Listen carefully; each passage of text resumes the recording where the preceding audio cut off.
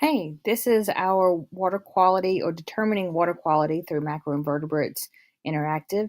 You will first be able to upload the document from Classroom. So you want to go to Classroom and look up the determine water quality through animals interactive document. Click on this. Once you have the document pulled up, click on this blue link. The blue link will lead you to this this virtual learning tool provided by the National Park Service. And it should play on your Chromebooks. It does require a Macromedia Flash player, and as far as I know, it has been working. So as soon as you get it loaded, you'll see this screen. I will say that this video is not to be used in a way to get the answers. I will show you how to be able to get good information and be able to direct you and lead you through the interactive, but this is not a means of just getting the answers to complete the document. So for example, the very first question asks, what are macroinvertebrates and where are they found? And even before you click start, you want to read up in this area, park rangers can tell how clean rivers and ponds are besetting the creatures that live in the water. They count macroinvertebrates, animals with no backbones, that are large enough to see without a microscope or other tools. Snails, crayfish, and most insects are macroinvertebrates. So, once you get done answering number one, then we can go down to number two, and you will see once we click start that macroinvertebrates are put into categories of three groups.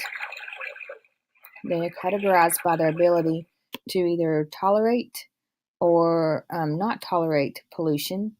And then there is a middle category of intermediate.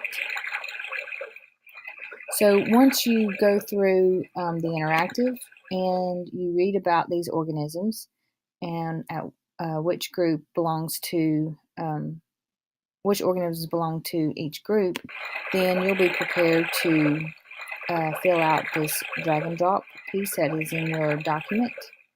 One more. So you're going to come over here, double click your drag and drop, and Google Draw will come up, and you will be able to click on the macroinvertebrate and place it into the appropriate category.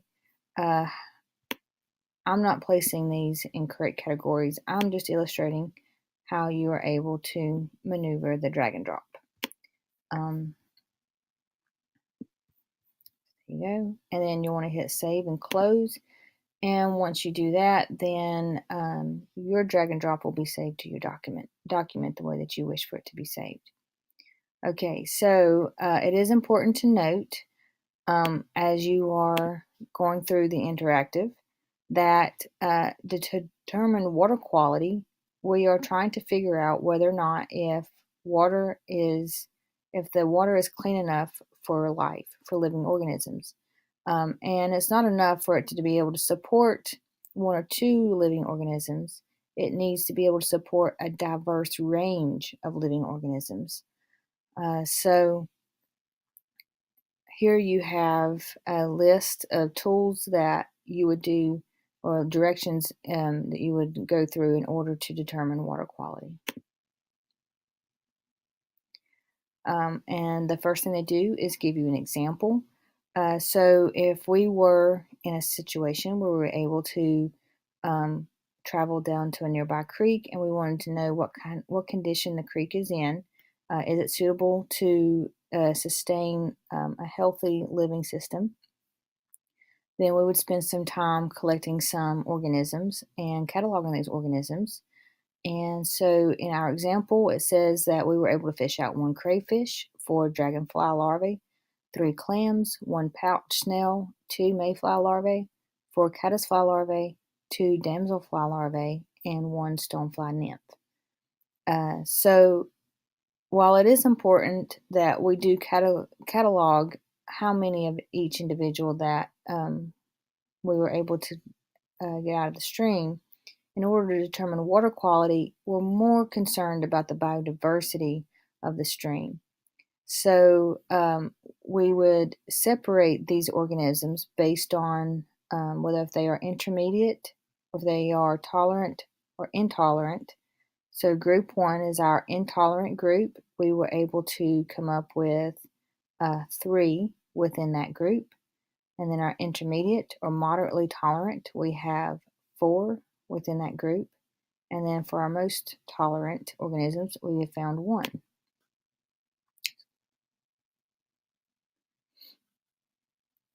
And so now what we're going to do is to provide a number that signifies how tolerant the organism is based on its group.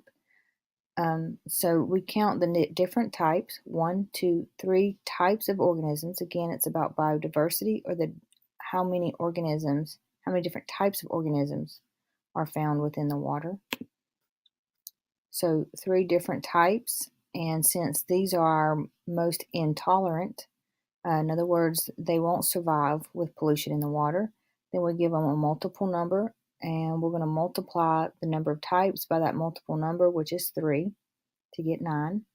And we're going to do the same for our intermediate group, only our multiple number, since these can tolerate pollution a little more, won't be as high.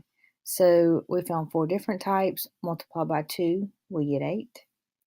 And then finally we have our most tolerant group. We'll multiply it by a number of 1.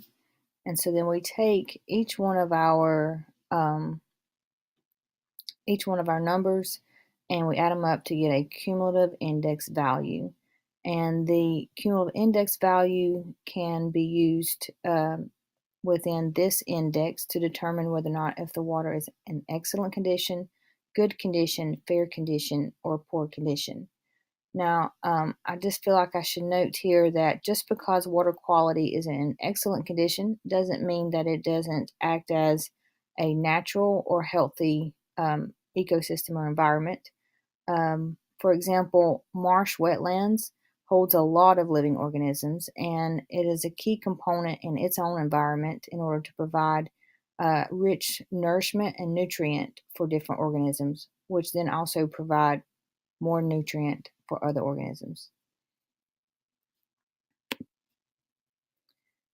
All right, so then you're given your own sample. That's all that I'm going to give you as far as the information, so that way you can practice and become your own expert, and try to figure out and assess whether or not if this other body of water is a good quality, an excellent quality water, good quality, or fair or in poor condition. But before you complete that, let me go ahead and tell you that this table is completed based on the information from the example, and then you have a table here that you will use in order to complete this example.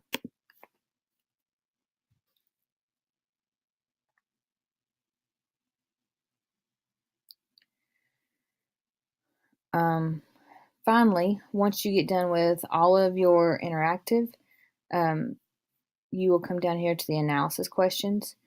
I will say that there is a lot of weight whenever it comes to grading your interactives on the analysis questions, because I'm looking to see that you understood what you did and how what you did actually measures water quality. So I wouldn't try to get through these analysis questions quickly. I would try to answer them thoroughly. Not saying that you have to write a book, but be sure that you answer the questions completely. The one most obviously missed, most often missed, is number 10, that where you have to consider one of these organisms and kind of do a little bit of research on that organism, look at it from the perspective of the organism. What is it that helps it survive in either tolerant conditions, polluted conditions, what makes it tolerant, or what makes it not tolerant? For example, a pouched snail versus a not pouched snail. What about the pouched snail makes it more tolerant than the not pouched snail. So make sure you spend a good amount of time doing a little bit of background research and see what you can come up with. I hope that this tutorial has been helpful. Please feel free to email me with any questions or concerns.